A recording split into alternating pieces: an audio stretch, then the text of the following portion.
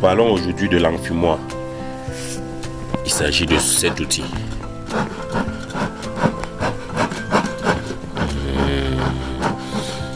C'est l'âme de l'apiculteur. L'âme sans laquelle la récolte ne pourrait se faire. Voilà, un objet en métal. Là, c'est une fabrication locale. On a également la fabrication chinoise. Le procédé consiste à y mettre un combustible et puis à l'allumer pour qu'il puisse donc émettre cette fumée.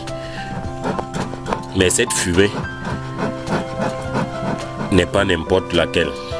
Très souvent, on utilise les feuilles sèches de bananier. Comme combustible, on peut utiliser les alvéoles d'œufs. Comme combustible, on peut également utiliser les feuilles du maïs. On peut utiliser aussi, entre autres,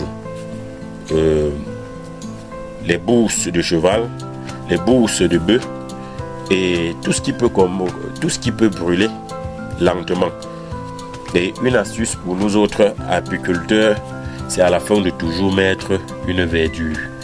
Idéalement la fougère. Pourquoi? Parce que cette fumée peut être brutale pour les abeilles. Elle peut être brutale.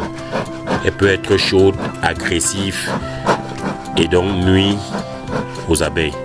Pour ce faire, une fois qu'on a mis les combustibles dans cet appareil, à la fin, on met donc une verdure, de préférence une herbe comestible et de préférence la fougère, parce que celle-ci a la capacité donc d'adoucir les abeilles, de les attendrir et de les désorienter.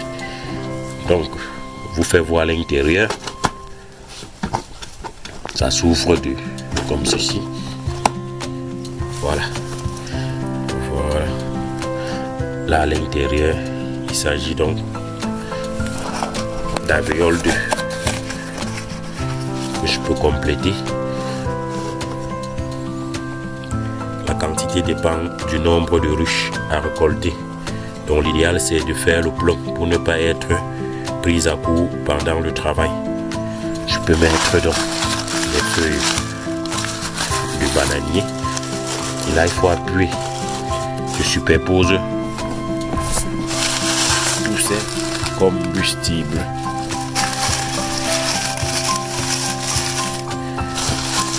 Toujours bien appuyé. Voilà.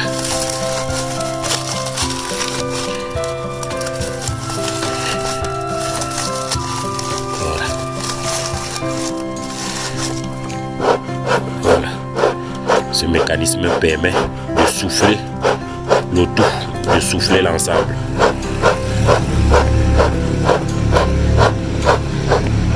Bon, là, il s'agissait d'autres feuilles.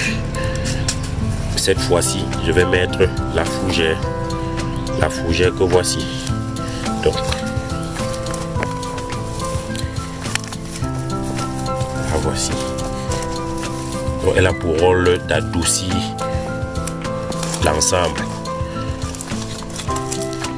d'adoucir les abeilles et les rendre moins violentes pendant la récolte.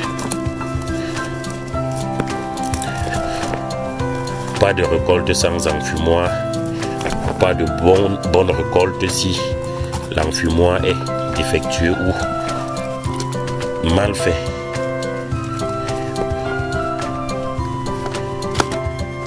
Donc, ce mécanisme permet donc de bien le fermer.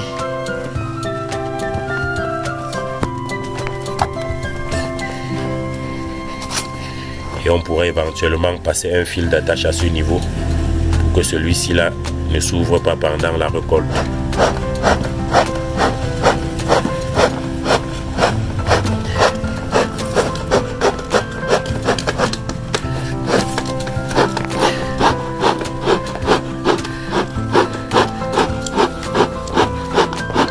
Voilà l'engin bientôt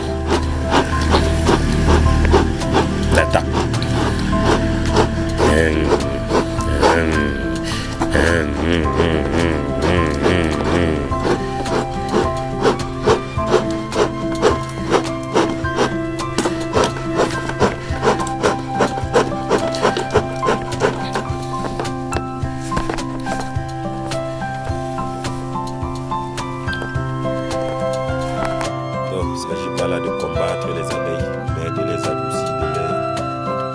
brûler pour pouvoir relever un peu de leur miel.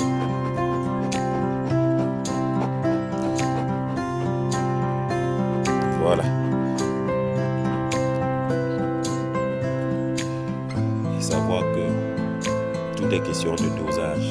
Trop enfumé la ruche peut donner une odeur de brûlé au miel. De même que le combustible à l'intérieur peut jouer sur le goût du miel. Le combustible à l'intérieur peut affecter le parfum du miel si celui-ci-là est exagérément pulvérisé.